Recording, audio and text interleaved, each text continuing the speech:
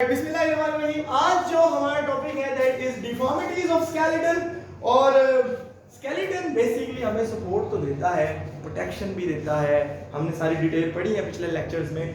पर एक बात यह है कि स्केलेटन को मसले मसाइल भी आ सकते हैं। स्केलेटन के अंदर डिफॉर्मिटीज आ सकती हैं। स्केलेटन की ओरिजिनल पोजीशन से कुछ बोन या कुछ जॉइंट्स अपनी असल जगह से कोई डिसलोकेट हो सकते हैं, कोई ना कोई मसला आ सकता है और उस मसलों को हम आज स्टडी करेंगे। उनमें से कुछ को, वैसे तो हजारों प्रॉब्लम्स होंगे स्केलेटन के, हमारी हड्डियों के, जोड़ों के, ठीक है, लेकिन हम उनमें से कुछ को आज डिस्कस करेंगे। तो आमतौर पे हमेशा नहीं, आमतौर पे तीन वजह हो सकती हैं, तीन तरह के मसले आ सकते हैं स्केलेटन को।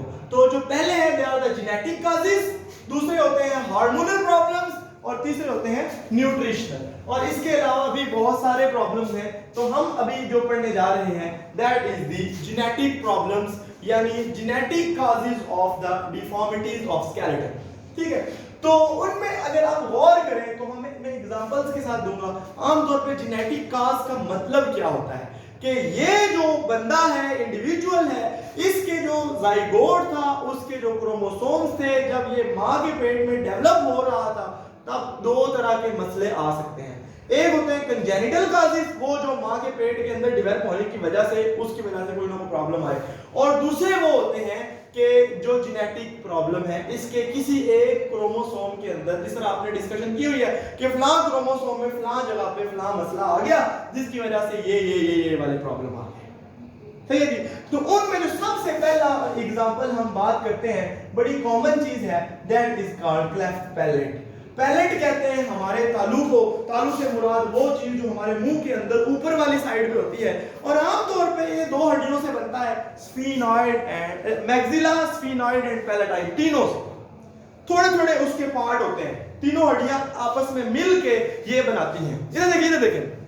अब क्या होता है कि अगर जब मां के पेट में बच्चा पैदा हो जाता बन रहा होता है, तो उसकी ओरल कैविटी और नेजल कैविटी का आपस में कनेक्शन होता है, यानी तब ये हड्डियां पूरी तरह आपस में, यानी अगर दो हड्डियां इस तरह से हैं, अलग-अलग हैं, तो उनके दरमियान गैप होता है, ये तालू की हड्डियां, ठीक है। लेकिन जब वो ऐसा हो जाता है, जब पैदा हो जाता है बच्चा, या आखिरी दिनों में, बर्थ से कुछ दिन पहले वो आपस में जुड़ के ऐसे तीनों, तो वो बंद हो जाता है और तालू पूरे का पूरा ऐसे हमें दिखता है, यानी फील होता है। और उसकी वजह से ओरल कैविटी और नेजल कैविटी, यानी मुंह और नाक के, इनका आपस में कनेक्शन खत्म हो जाता है। लेकिन अगर ऐसा ना हो, सही है, तो हम इस बात को क्लेफ्ट पैलेट कहते हैं। यानी इसमें क्या होता है कि मैक्सिला और मैक्सिला का वो प्रोसेस जो पैलेटाइन के, बेसिकली हम कहेंगे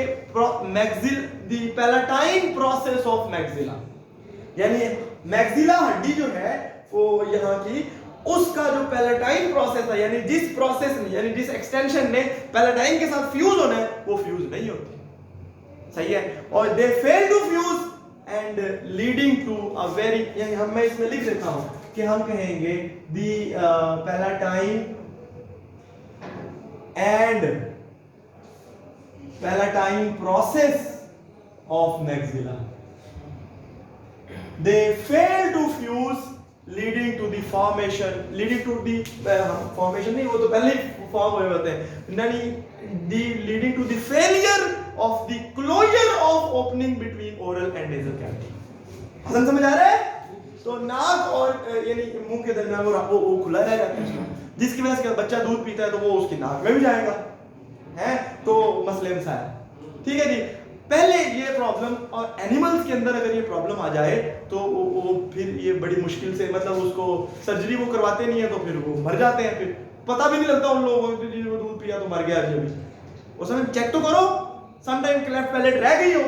लेकिन इंसानों में ये कंडीशन जल्दी पता लग जाती है, हॉस्पिटल लेके जाते हैं, तो वो फिर क्या कहते हैं, सर्जिकली वो जो जगह है उसके ऊपर अगर तो वो इजी हो तो उसको आपस में मतलब टांके लगा देते हैं, अगर ना हो तो एक शीट सी लगा के तो वो फिर उसको बंद कर देते हैं और वो आपस में कनेक्शन खत्म, और आहिस्ता आहिस्ता फिर वक्त के साथ साथ सम टाइम वो हील हो भी जाता है, जिस तरह टूटी हुई हड्डी हील होती है, तो इस तरह वो बाद में भी हील हो जाती है। तो ये है जी क्लेफ्ट पैलेट, और समझ आ गया ना? तो दूसरी चीज क्या है, माइक्रोसेफेल। माइक्रो मतलब छोटा और सेफलॉन मतलब दिमाग, बेसिकली खोपड़ी छोटी रह जाना, सही है। तो ये ऐसी आपने कभी वो दोले शाह के चूहे देखे हो? तो वो उनके छोटे छोटे सार होते हैं, लेकिन वो बेसिकली आर्टिफिशियली बनाए जाते हैं। वो पता है क्या, वो बड़े कमीने लोग होते हैं जो ये उनसे मंगवाते हैं। वो बेसिकली उनके सारे के ऊपर एक तोक सा यानी एक बट्ठल सा छोटा सा ऐसे बर्तन सा लोहे का बना हुआ, स्टील का बना हुआ, वो फिक्स कर देते हैं। अब बच्चा उम्र के साथ साथ ग्रो होता है, लेकिन उसका सर वहीं पे फिक्स रहता है। बाद में वो जब उतारते हैं तो वो उतना सा सर उसका, अब उसका दिमाग पूरा बना ही नहीं है, समझ आ रही ना बात की। तो जब उसका दिमाग बना ही नहीं है तो क्या होगा कि वो जो माइक्रोसेफेली रह जाएगी, सारा उसका छोटा रह जाएगा, फिर वो बेवकूफ सा होगा, पागल सा, उसे फिर मंगवाते हैं, सही है। तो ये एक बात है, लेकिन नेचुरली जेनेटिकली भी ऐसा हो सकता है कि एक नॉर्मल बच्चा है लेकिन उसका सर बहुत छोटा रह गया, जिसकी वजह से उसका दिमाग पूरी तरह साइज में डेवलप नहीं होता। जब पूरी तरह साइज में ग्रो नहीं होता उसका दिमाग, तो वो फिर उसके मेंटल प्रोसेसेस जो हैं वो खराब होते हैं, वो थोड़ा सा मेंटली, थोड़ा सा नहीं बहुत सारा मेंटली रिटार्डेड होता है और सारे मसले मसाइल। समझ आ गई बात की? तो ये है जी माइक्रोसेफेली। इसके अलावा जेनेटिक बहुत सारे प्रॉब्लम्स हैं, लेकिन हम ऑस्टियो हाँ, बेसिकली ऑस्टियोआर्थराइटिस जो है वो असल में आर्थराइटिस, आर्थ का मतलब होता है ज्वाइंट, ITIS का मतलब होता है इन्फ्लेमेशन, ज्वाइंट की सोजिश, ज्वाइंट सूज गया। अब उसकी 1000 से ज्यादा डिफरेंट वजह, पर उनमें से हम कुछ ऐसी होती है, हम कहेंगे यार ये बीमारी मतलब इस बंदे को डायबिटीज होगी, यार इनके तो खानदान में ही है, जेनेटिक प्रीडिस्पोजिशन, सही है। यानी जेनेटिकली वो फैमिली, वो बंदा ज्यादा प्रोन है, ज्यादा चांसेस है उसके कि उसको ये बीमारी हो जाएगी। वरना ऑस्टियोआर्थराइटिस की 100 वजह और भी हो सकती है, समझ आ गई? ये सिर्फ इतना है। ऑस्टियोआर्थराइटिस क्या है? बेसिकली ज्वाइंट जाते हैं सूज। कैसे सूजते हैं? क्योंकि आपको मैंने एक बात बताई थी कि अगर ये एक हड्डी है और ये एक दूसरी हड्डी है, इसके ऊपर भी एक ग्लव चढ़ा हुआ है, एक कवर चढ़ा हुआ है, इस पे भी एक कवर चढ़ा हुआ है, लेकिन ये जो कवर है ये कार्टिलेज का है। ये कवर क्या है? ये कार्टिलेज का है। फर्ज किया ये दो हड्डियां, और वो जो कवर है वो ऊपर से क्या हो जाता है? डीजनरेट हो जाता है, टूट जाता है। नीले रंग से कार्टिलेज को बनाया करते हैं आमतौर। फर्ज किया मैंने तो ये जो कार्टिलेज का कवर है वो ऊपर से उतर गया, डीजनरेट हो गया, जिसकी वजह से क्या हुआ कि ये हड्डियां आपस में टकरा के तो ज्वाइंट जो है वो दर्द होता है, पेनफुल होता है, स्टिफ हो जाता है, ये फिक्स हो जाता है। सम टाइम हड्डियां आपस में जुड़ के फ्यूज भी हो जाती है, सही है जी। तो ये जो है this is what we say the osteoarthritis, यानी this is the type of the arthritis which is due to the degeneration of the cartilage cover present on the joining ends of bone. और वो cartilage कौन सी होती है? Highline cartilage, सही है जी। तो ये हमें कार्टिलेज की 3 टाइप्स होती है ना, तो ये हमें लग गया पता कि सर ऑस्टियोआर्थराइटिस की जेनेटिक प्रीडिस्पोजिशन हो सकती है। वैसे इसके अलावा भी 100 चीजें, आप प्रॉपर्ली खाना नहीं खाते उसकी वजह से भी, एक कुछ दवाइयां हैं एंडोफ्लॉक्सासिन वगैरह, ये ज्यादा खाते हैं, एंटीबायोटिक्स हैं, तो इनकी वजह से एनिमल्स को खिलाए जाते हैं, तो एनिमल्स के अंदर ऑस्टियोआर्थराइटिस के वो कार्टिलेज को डीजनरेट करती है, उसके बारे में मशहूर है, सही है जी। तो ये आपको लग गया पता कि जो है वो किधर है टिश्यू, हाँ ठीक है। तो ऑस्टियोआर्थराइटिस और ये एक जेनेटिक काज हो सकती है, ये मैंने आपको बता दिया। नेक्स्ट इज दी अगली क्या है? Nutritional causes, hormonal causes. तो हार्मोनल काजेस में आपको एक बात बताई जाएगी, वो है जी ऑस्टियोपोरोसिस। बड़ी इंटरेस्टिंग, बड़ी मशहूर जमाना डिजीज है, प्रॉब्लम है। तो ऑस्टियो का मतलब हड्डी, पोरोसिस मतलब उसमें पोर्स बन जाना, मतलब हड्डी का स्पंज की तरह हो जाना, यानी क्या हो जाना? कमजोर हो जाना। कैसे? क्यों? इसमें असल नजर क्या आता है? वो है जी डीमिनरलाइजेशन, यानी उस हड्डी के अंदर से कैल्शियम और फास्फोरस और जो उसके अंदर मिनरल्स हैं वो निकल लिए थे। उसकी वजह क्या है? वजह हम बातें पढ़ते हैं। असल में होता है क्या, देखें आप मुझे, ये एक स्टोर है, हड्डी एक स्टोर होता है कैल्शियम, उसके अंदर एक इनकमिंग कैल्शियम और सारा कुछ आता है और एक आउटगोइंग होता है। अगर आउटगोइंग, इसे कहते हैं जो कैल्शियम के अंदर हड्डी कैल्शियम का जमा करना हड्डी में, इसे कहते हैं बोन डिपॉजिट जनरल से इंग्लिश लैंग्वेज में। और जो निकालना है उसे कहते हैं बोन रिजॉर्प्शन, एब्जॉर्प्शन नहीं, बोन रिजॉर्प्शन, यानी हड्डी के अंदर से वो कैल्शियम वगैरह निकलना आमतौर पे जरूरत पड़ती है, डेली जरूरत पड़ती है हमें। और खास तौर पे जो माँ बच्चों को दूध पिलाती है तो उस दूध में बहुत सारे कैल्शियम जाता है, तो उसमें भी बहुत सारी जरूरत पड़ती है, सही है। तो अब हड्डियों के अंदर से कैल्शियम निकलता है, ये नॉर्मल सी बात है, और जमा भी होता रहता है। लेकिन अगर हड्डियां के अंदर कैल्शियम ना जा रहा हो है, और उसकी वजह क्या है, एक हार्मोन, वैसे तो आपको पता है कैल्सिटोनिन भी है, लेकिन कैल्सिटोनिन एक्स्ट्रा कैल्शियम ब्लड से निकाल के लगाता है। एक और हार्मोन है जो है एस्ट्रोजन, और आप अच्छी तरह जानते हैं oestrogen is a female reproductive hormone, और ये डेवलपिंग फॉलिकल जो फीमेल की ओवरीज के ऊपर एग्स बन रहे होते हैं, ये वहां से निकलता है। कैसे, ये हम अगले चैप्टर में पढ़ने वाले हैं, ठीक है। तो ये वाला हार्मोन चूंकि कुछ एक खास 35-40 एज के बाद फीमेल्स में एग प्रोडक्शन बंद हो जाती है। एग प्रोडक्शन इस कंडीशन को मेन्यूपाज कहते हैं, मेस्ट्रुअल साइकिल स्टॉप हो जाते हैं। जब मेन्यूपाज होता है तो एस्ट्रोजन भी बंद, जब एस्ट्रोजन भी नहीं बनेगा तो आहिस्ता आहिस्ता वो जो हड्डियों के अंदर कैल्शियम डिपॉजिट हो रही थी वो नहीं होती, कम हो जाती है, और जो आउटगोइंग है वो सेम तरीके से जारी रहता है, जिसकी वजह से हड्डियों में आहिस्ता आहिस्ता क्या हो जाता है, कैल्शियम की कमी होनी, यानी उसकी डीमिनरलाइजेशन होनी चाहिए। बाकी हड्डी के सारे स्ट्रक्चर्स, उसका मैट्रिक्स, उसके सेल, वो नॉर्मल रहते हैं, सेम रहते हैं, सही है। उसके अंदर कोई डीजनरेटिव चेंजेस नहीं आते, सही है, समझ आ रही है सर, ठीक है। तो अब क्या हुआ कि अब वो अब उस हड्डी के ऊपर जब वजन बढ़ेगा तो वो इतनी स्ट्रांग तो है नहीं, तो वो ऐसे बेंड हो जाएगी, सही है जी, और कमजोर हो जाएगी, और सही है ना। तो ये खास तौर पे फीमेल्स की डिजीज है, और वो भी एज्ड फीमेल्स की। तो मैंने आपको बता दिया कि हार्मोनल प्रॉब्लम में एक वजह जॉइंट्स को और हड्डियों की स्केलेटन के प्रॉब्लम की ये भी हो सकती है। और भी कोई है? हाँ, इसका भी इलाज क्या है? फिर वो कहते हैं एस्ट्रोजन रिप्लेसमेंट करो, यानी आप बाहर से exogenous oestrogen time to time उसको देते रहो, तो सीधा पड़ेगा, सही है जी, पता लग गया। अब आते हैं जो दूसरी चीज है, दैट इज न्यूट्रिशनल काजेस।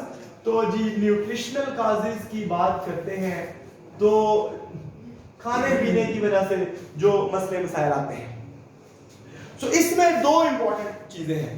एक है जी हम कहेंगे ऑस्टियोमलेशिया, इन दोनों के दरमियान थोड़ा सा फर्क है, और दूसरी जो है दैट इज कॉल्ड रिकेट्स। ये एक बच्चों की बीमारी है, ये एक बड़ों की बीमारी है। ऑस्टियोमलेशिया बड़ों की बीमारी है सर, और रिकेट्स जो है वो बच्चों। ऑस्टियोमलेशिया क्या होता है? डेफिशिएंसी ऑफ कैल्शियम, आप खाना ही नहीं खाते, आपके खाने में डाइट में कैल्शियम है ही नहीं, सही है। तो हम कहेंगे लेस इनटेक ऑफ कैल्शियम की वजह से हड्डियां जो हैं वो कमजोर होना शुरू हो जाती हैं, और आहिस्ता आहिस्ता कमजोर होती ही चली जाती है। वैसे ये नहीं है, ऑस्टियोपोरोसिस में एक खातून खाना कैल्शियम खा रही थी, लेकिन उस हार्मोन की वजह से उसमें कैल्शियम नहीं भर रही थी। और ये वाला बंदा जो है ये सही एज का है, ये कोई बुढ़ा नहीं है या खातून कोई एज नहीं है, लेकिन इसके अंदर इसकी जो खाने ना खाने की वजह से, कैल्शियम के लेस इनटेक की वजह से इसमें कम है, क्योंकि कैल्शियम ने यूज तो होना होता है हमारे मसल कॉन्ट्रैक्शन में, और सो कम हो, ठीक है जी। तो ये है जी बीमारी, डिक्रीज इनटेक ऑफ कैल्शियम। और जो रिकेट्स है that is vitamin D deficiency, सही है। विटामिन डी भी यही का, विटामिन डी बेसिकली कैल्सिटोनिन और एस्ट्रोजन को उनके कामों में हेल्प करता है, कैल्शियम को डिपॉजिट कराने में हेल्प करता है। तो विटामिन डी डेफिशिएंसी ये आमतौर पर छोटे बच्चों में होता है कि बच्चों की हड्डियां मजबूत ही नहीं हो रही, सारी बड़ी देर से वो एक बच्चा है उसकी हड्डियां यानी वो वैसे मुड़ जाती है, खड़ा होता है तो वो हड्डियां मुड़ जाती है। तो कहते बीबी आप इसको धूप में वॉक कराया करें।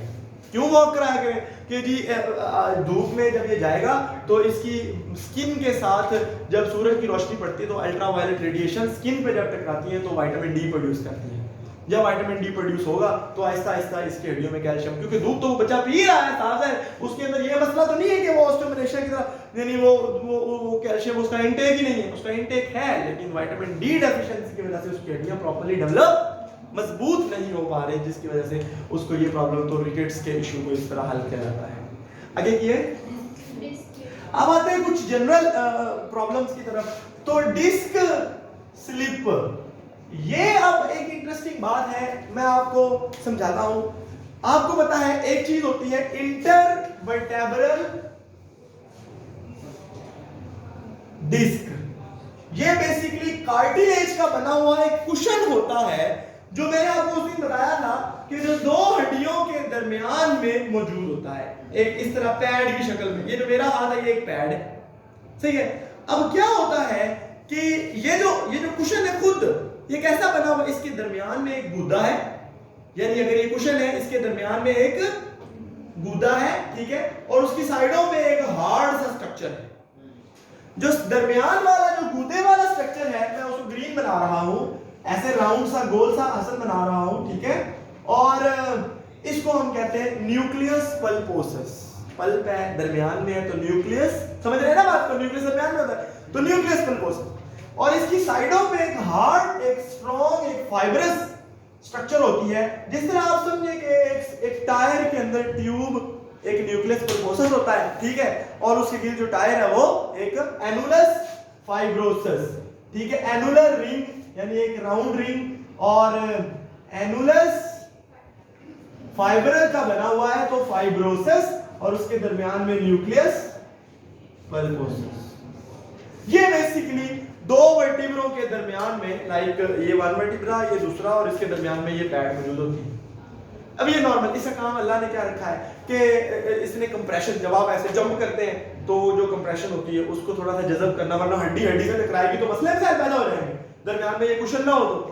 या इसी तरह थोड़ा बहुत इसका काम होता है, आप बेंडिंग शेंडिंग में इसने हेल्प करनी है थोड़ी बहुत। लेकिन अगर कहीं आप कहते हैं कि जब आप कोई चीज उठा रहे हो तो आप ऐसे ऐसे ना उठाएं उसको, यानी झुक के रुकू की हालत से ना उठाएं हसन, उसको ऐसे साथ बेंड करके आप इस तरह उठाएं, जिस तरह हम बैठ के जमीन पे तो उठ रहे होते हैं ऐसे उठाएं। इसे अगर आप ऐसे उठाते हैं समझ तो वो सडन ट्रॉमा, या आप ऊपर छत से दूर से ऊंची जगह से गिर गए, या कोई चीज आपको जोर से कस के बची है, ठीक है, या फिर आपने कोई चीज उठाने की कोशिश की है तो वो जो डिस्क है दरमियान में वो अपनी जगह से हिल गई, और जब उसके ऊपर हड्डी पड़ी तो अब वो डिस्क डैमेज भी हो सकती है, वो टूट भी सकती है, उसका एनुलस फाइब्रोसिस जो उसका रिंग है वो फट सकता है, और उसके अंदर से न्यूक्लियस पल्पोसस साहब बाहर भी आ सकते हैं, ठीक है। तो अब ये क्या है, सडन ट्रॉमा की वजह से इसको कहते हैं डिस्क हर्निएशन। हर्निया कहते हैं वो इस प्रॉब्लम को कि कोई चीज अपनी असल जगह पे मौजूद ना हो जहां उसको होना चाहिए और वो दूसरी जगह पे कहीं घुस गई हो, इसे हर्निया कहते हैं। जिस तरह हमारे पेट में भी हर्निया होती है, चीजें बाहर आ जाती है, ठीक है ना। तो डिस्क हर्निएशन यानी डिस्क अपनी जगह पे नहीं रही। अब इसका इलाज क्या होता है कि अगर तो खुद ब खुद ही डिस्क अपनी जगह वापस चली गई, यानी आप उठे, आपको पेन फील हुआ तो आपने फौरी तौर पे उसको बंद किया और आप सीधे हो गए, तो वो दर्द वक्ती तौर पे खत्म हो गया, लेकिन अब आप रेस्ट करेंगे तो वो सही हो जाएगी, सेट हो जाएगी। लेकिन अगर ऐसा ना हो तो सर्जिकली इस डिस्क को उसकी जगह पे डाला जाता है, उसका ऑपरेट होता है, जिसको मोहरों का ऑपरेशन कहते हैं, हर्निया डिस्क हर्निया का ऑपरेशन, ठीक है। तो वो उसको उसकी जगह पे लगा के तो, या फिर अगर वो पूरी तरह डैमेज हो चुकी हो तो एक आर्टिफिशियल बनी हुई डिस्क भी वहां पे डाली जा सकती है। अगर ये डिस्क ना ऐसे रिपेयर हो तो ये स्पाइनल कॉर्ड में, और वो जो उससे नर्व्स निकल रही होती है, आपको पता है ना कि स्पाइनल कॉर्ड जो है वो अपनी जगह पे होता है और उससे बहुत सारी नर्व्स ऐसे ऐसे निकलती है। तो डिस्क जब निकलेगी तो वो ऐसे आप घूमेंगे, वो हड्डी के छोटे मोटे टुकड़े जो होंगे और डिस्क के, वो उन नर्व्स के ऊपर प्रेशर करेंगे, जिसकी वजह से आपको बहुत ज्यादा दर्द फील होगा, ठीक है जी। तो ये पता लग गया असर, ठीक है जी। तो नेक्स्ट क्या है, क्या मुझे बताओ, ठीक है। और दूसरा आगे क्या है, स्पॉन्डिलोलाइसिस, ठीक है जी। तो ये जो एक प्रॉब्लम है बेसिकली इसको हम थोड़ा सा ही पढ़ेंगे, जनरल सा, फ्यूजन ऑफ द बोन्स। जब हड्डियां मुख्तलिफ जोड़ ना रहे और वो अपनी जगह से क्या हो जाए, वो फिक्स हो जाए, स्टिफ हो जाए, लाइक, और वो दो हड्डियां आपस में फ्यूज हो जाए, इसको हम जॉइंट्स का स्पॉन्डिलोलाइसिस कहते हैं। कई दफा आपने देखा एक बंदा है तो सर वो कहता है जी मेरी पहले जो ये उंगली थी मुड़ जाती थी, अब सीधी रहती है, अब नहीं मुड़ती, क्योंकि मैं मसले में शायद, ठीक है ना, मैंने किसी बंदे को ऐसे छेड़ा था तो उसने उसको तोड़ दी, नहीं, ठीक है ना। तो आप पता लग गया कि यानी कोई हड्डी का जॉइंट फिक्स हो जाए, फ्यूज हो जाए, अपनी जगह से ना हिल पाए और अपनी नॉर्मल मूवमेंट को परफॉर्म ना कर पाए, तो इसको हम क्या कहते हैं, दैट इज द स्पॉन्डिलोलाइसिस। आगे की शियाटिका, ऑलराइट। तो हम ये अब एक इंटरेस्टिंग बात है, शियाटिका शियाटिक एक नर्व है, बड़ी इंटरेस्टिंग नर्व है। बेसिकली लंबर रीजन के लास्ट 3 वर्टिब्रो और सैक्रम इससे निकलती है और ये टांग के एंड तक जाती है और आगे इसकी मजीद ब्रांचेस भी बनती हैं और वो सारी ब्रांचेस ये जो घुटने से नीचे वाला काफ का एरिया है और पैर, इसको सप्लाई देती है नर्व्स की, इसके मसल्स। सही है। कभी दफा आपको पता है कि हम कोई ऐसी एक्सरसाइज कर रहे होते हैं या कभी भाग रहे होते हैं या वजन बढ़ने की वजह से, समटाइम वजन बढ़ने की वजह से शियाटिक नर्व जहां से गुजर रही होती है उसके ऊपर कहीं ना कहीं कंप्रेशन आना शुरू हो जाता है, प्रेशर आना शुरू हो जाता है। या अगर जिस जगह से वो निकल रही है उस फर्ज किया ये फर्ज किया, ये स्पाइन, ए लड़की से देखो, फर्ज किया ये स्पाइनल कॉर्ड है और यहां से नर्व के तीनों पाथवेज निकल रहे हैं, फर्ज किया, और ये इस तरह जुड़ के लाइक दिस, ये वन नर्व बना रहे हैं और आगे इसकी एक ब्रांच जो है वो इस तरह, सही है ना, ये टांग के अंदर इस तरह चलती है। अब ये स्पाइनल कॉर्ड है, यानी ये आखिरी हिस्सा है हमारा, और यहां से जब नर्व निकल रही है तो यहां पे सम टाइम अल्लाह ना करे डिस्क स्लिप हो गई, तो क्या हुआ कि नर्व जहां निकल रही है उसके ऊपर क्या पड़ना शुरू हो जाएगा, प्रेशर। इस तरह आप भाग रहे वेट गेन हुआ या सम टाइम कुछ, तो उसकी वजह से प्रेशर, सम टाइम कोई मसल एक्स्ट्रा हो गया उसकी वजह से प्रेशर, कोई टीका गलत लग गया उसकी वजह से प्रेशर। सही है। तो इन चीजों की वजह से क्या होता है कि नर्व के अगर किसी पार्ट को डैमेज हो जाए, समटाइम तो ये कट भी हो जाती है, फिर अल्लाह का हुक्म भी हो रहा है, ठीक है ना। तो ये जो कट, अगर ये नर्व के ऊपर प्रेशर, नर्व का कोई पार्ट डैमेज हो जाए तो नर्व जहां जहां से गुजरती है उस पूरे एरिया में सुवियर किस्म का दर्द रहता है।